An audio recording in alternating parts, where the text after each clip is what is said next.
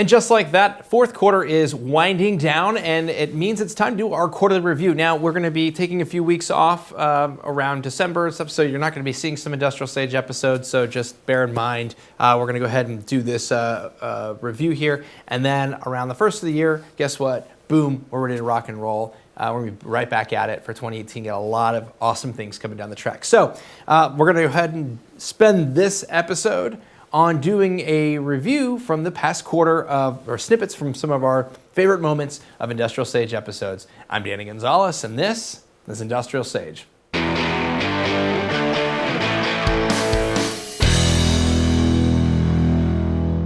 All right, welcome back to the beautiful Optimum Production Studios. Let's go ahead and kick off this review. In our 11th episode, we have Jordan Quackenbush, where we spoke about the importance of messaging your product and your pitch, and sometimes the importance of having an outside perspective to come and really hone in that message and really pull out that strong value. So let's recap. I think we hit a lot of logistics companies and service companies, and three come to mind. Two we've worked with and one we haven't. That it can be really easy to fall into that trap of, I just have a service. How do you make that look good? And it's not even like brewing coffee, where you can have steam rising. What can we actually do? How do we take our boring, to us boring, because we're so used to it, right, exactly, product or service, and make it look good, attractive, and whatnot. So HD Supply is one that we worked with a few years back, specifically the power solution side of things. They help power distributors. They basically will take your converters, your coils of wire, and they'll have giant laydown yards where we're just leaving it here on a dirt lot for months at a time while we're building new power infrastructure, and a little bit more than that. But that is essentially the core of what they do. And it's like, okay, we're so used to it now, we're kind of bored by it. How do we bring it? And that's one where an outside company can really help bring a fresh set of eyes, and then pulling in the human element to it. And okay, yes, you have power. You did help distribute power. You helped distribute the infrastructure to make power happen from the plant to the home. The home, there you go. People make things happen. And if you didn't have someone switching on their lights, you wouldn't have the need for that service. So we then can take that idea of the human connection, the human element, and interject. Here is the human element to it. Here's the people that are sipping wine on their vacation in Paris or whatever, and they're enjoying their lives because they don't have to worry about power, because you've provided that power for them, or at least the infrastructure to make that happen.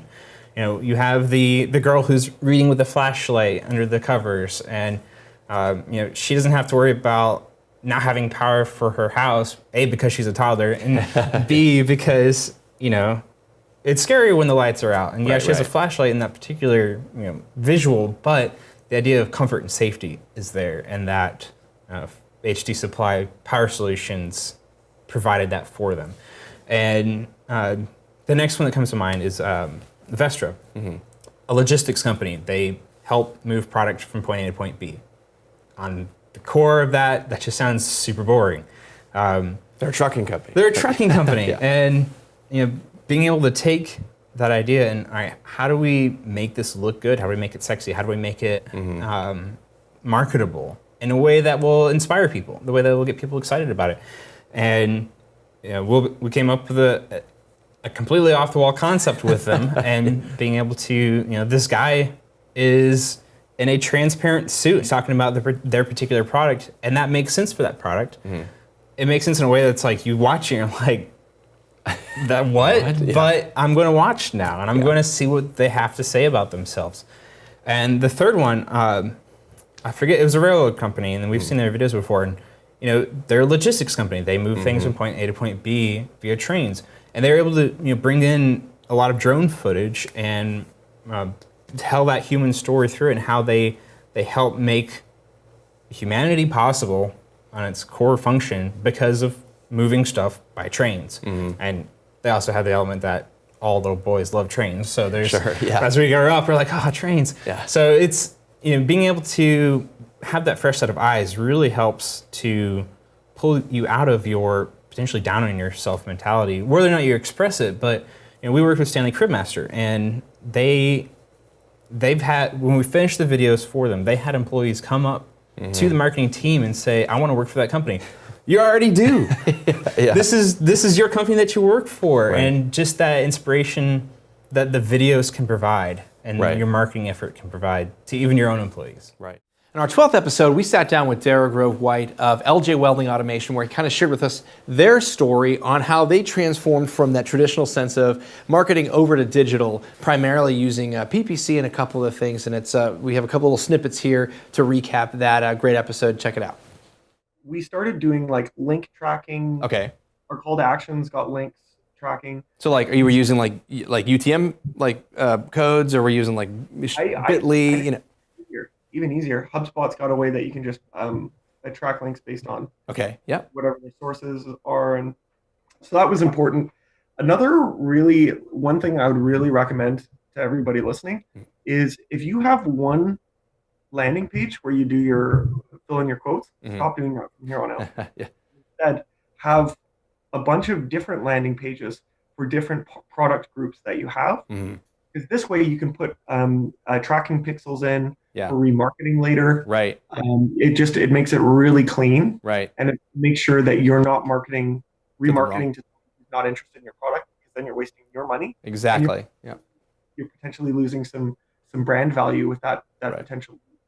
So making sure that your landing pages are product or even industry specific. Right. So that they're only seeing the stuff they're interested in. So it goes kind of back to the personas we were talking about there a little bit, making sure that we're talking to the right people that have the right challenges and you be the right stuff in front of the right people. Exactly. And so one of the things that we were originally doing was we just had two pages. They weren't even landing pages. They were just web pages. Yeah. One for the quote and then one for contact us.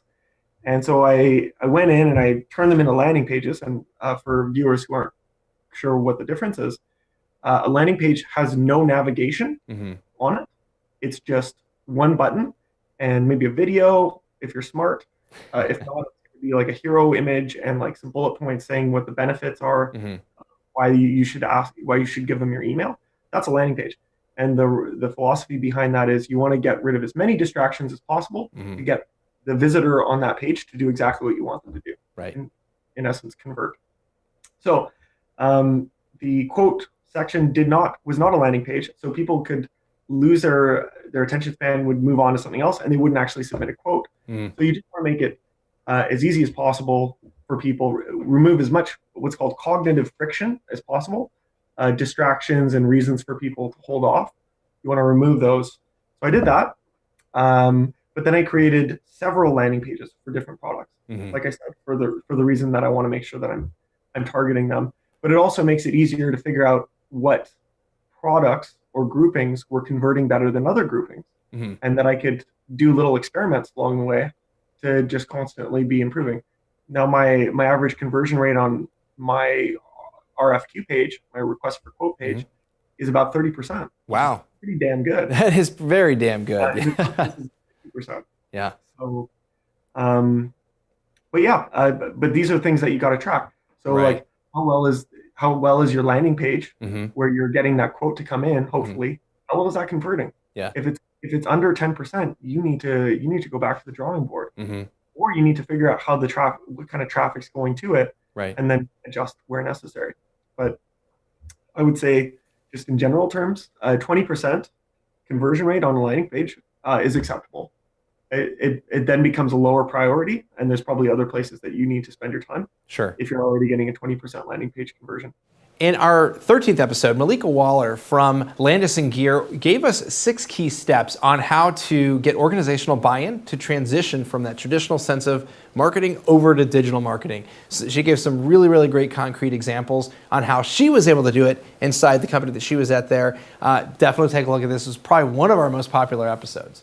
Some of the stuff was a lot around piggybacking off of traditional things that we've been doing. So introducing some landing pages for our events. Okay. So how do I incorporate digital into things that we're already doing? Perfect. We were That's a going great to example, events, but we were not giving follow-up places for them to go. So, giving them actionable things after a show to come back to, which seems very simple, but gathering materials and making the messaging appropriate and desirable to come back to. Right. That getting all of that together and showing, okay, you can do this in a digital world. You don't have to send out another piece of collateral or meet them face to face. You can do that in addition to. Yeah. But immediate, when somebody is up thinking about something at 10 o'clock at night when they can't call, Exactly. or you can't see them, having a place for them to go that is really speaking to whatever they were looking for was part of that initial success, and showing, okay, you could piggyback on something and see results. So upticks in traffic and people knowing where different collateral was, even the salespeople being able to say, hey, you can go to this page This is awesome. for something specific related to what I'm talking about, was really helpful. In our 14th episode, we had James Azar from Cyber Hub Summit, where he came in and we talked about cybersecurity, kind of a really big thing in 2017 and in this quarter. It was kind of an interesting episode, whereas everything else typically is more on digital marketing and practices. This was actually more of a looking at it from a cybersecurity standpoint and how you can actually get hacked through some of your SaaS products that you might be using. So it was a very, very interesting episode. We got a lot of great feedback. Take a look at some of the snippets from this episode. If you feel like you got hacked, you should right away report it.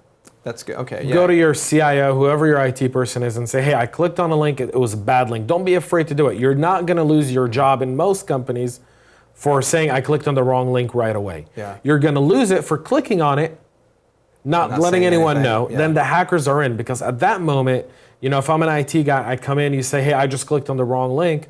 I go, all right, cool. We shut down the machine, we disconnect it, we start to play with the logs, we put it on a different network so that even if they access something later on, they're not accessing the right information, they're accessing just fake information that we're putting there to see what they're really going after. Yeah. There's so many things that you can do to prevent it just by being aware and not being afraid. And the sad part of this is when companies do get hacked, most of the time, the person who's responsible for it doesn't want to report it because they're afraid that they're going to lose their job or get in trouble for it.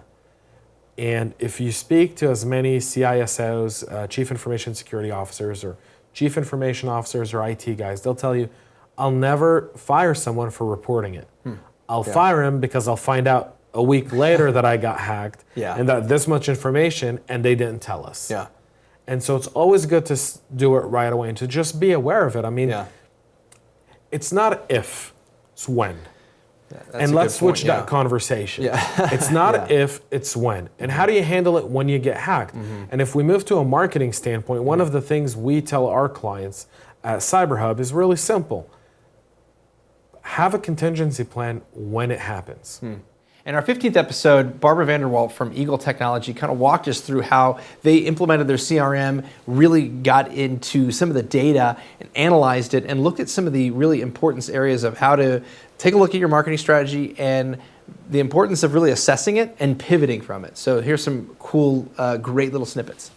It's changing so much. We've got the industry of IoT. You've got so many things happening right now. Everything's turning smarter and bigger and better. And how do you keep up with that? And the only way you can do that is almost creating a little bit of a checklist for yourself. And your marketing plan should be that. Your marketing plan should be, hey, we've focused on this in the beginning of the year. We're focusing on this, but it's become a threat or a weakness for us instead of a strength. So let's change it. Let's look at where we should be going. And that's what data basically tells you. In our 16th episode, TyFerraro from Control Solutions walked us through some value-added resources for distributors. Now, a lot of companies out there, a lot of you listeners, work with companies, or your companies that you're at go through either 100% distribution or a vast majority of it. So this was a really great episode where we talked about how to really provide additional value resources for your distributors so that your product remains on top and you are on top of mind. Again, in any given business, any of those three, we have about 7 sales reps to cover the entire country. They physically can't do it, right? So we work hard to kind of extend their reach and frequency. And then also the really foremost vision of our department and for the company is to change our perception in the industry, really from that of, again, more of a generic Me Too type player to a differentiated proprietary partner, right? And to the customers and the consumers that we serve. So that's a journey that's going to take, but doing something, being not just competent, but having a core capacity in marketing and digital marketing sets us apart, at least from a lot of competition and definitely from other generic or Me Too companies. It puts us back on pace with the Dows, the Syngentas, the BSFs, the Bears, the big players in that market, in our markets. And then furthermore, kind of making sure that we're doing things differently. So no other company in our industry that's our size is even thinking about spending the kind of investment in time and energy and money to do an online tactic of any sort, let alone a training, which is very difficult to tie directly back to sales. What we're working towards is really headcount and the number of people that take that training, qualifying it that, for example, on the golf side, we're only having one superintendent per golf course take that. Now there's almost 20,000 golf courses. So if we get a 10% pickup on superintendents, we feel like that means that a couple thousand, superintendents sat and spent time learning about our products. And maybe they had heard about it, maybe they hadn't, but now they are undoubtedly going to be more comfortable and confident with our messages than they were before. Now, as far as measuring it to sales, what we like to do is we'd like to partner with regional distribution. So again, when I talked about partnering, you have to make sure that they're comfortable with it and that they're on board. The more you can get them on board, the more successful you're going to be, because that just enhances your feet on the street. Distribution has hundreds of sales reps, if not thousands. So now if you get them kind of talking about, or at least aware of what you're doing, you kind of get them in your corner. What we're going to try to do is send the lists of people that took the training to regional distributors so there's less channel conflict. So their territories aren't overlapping as much. And we'll try to give them warm leads. And we'll be able to kind of measure and track how many of these quote unquote warm leads, we're able to be closed based on, the training being completed by that superintendent, and therefore that superintendent being more familiar with our products.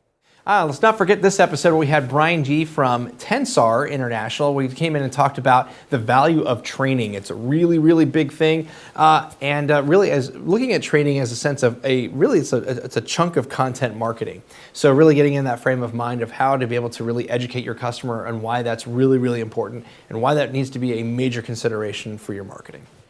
What I think is interesting is we're starting to see this shift a lot. You're starting to see more directors of education training or chief learning officer, all these different titles and different things. Is it different than marketing, or is it the same? How does that fit? I think it's an aspect of marketing. I work in Tensar's marketing department.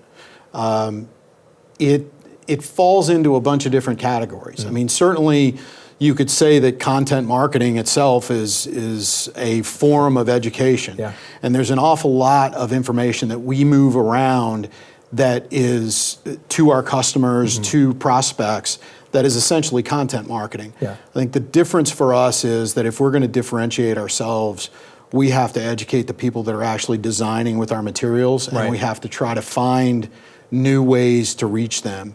And that's really what led to the creation of this role. Is we realized that to get the leverage that we wanted in the marketplace and to get that knowledge out there, we were going to have to train our partners, we have to train our customers, we have to train our own people to make sure that we have as many subject matter experts out there as we can, because otherwise we're going against, frankly, a lot of competitors who simply knock off our older products and then present them as equals to customers. And so a big part of what we have to do is teach the customer the performance differential from the new for the new products, so that they understand when that or equal comes in, that what they're giving up by taking the cheaper product. Right. And just like that, it really ends our recap for our quarterly review for this year. We're really excited about all the different things that are coming in 2018. It's going to be a very exciting year. A lot of manufacturing industrial companies are dialing up the digital marketing. So we're going to be doing the same thing here at IndustrialSage. So we hope you have a fantastic end of 2017. Enjoy all the holidays and the Christmases and all the celebrations you may be doing. And please remember to like, share, subscribe, all the good things. We'd love to hear from you if you have any questions. You can reach out to us at industrialsage.com/questions. And until then, thanks for watching. I'm Danny Gonzalez. Goodbye.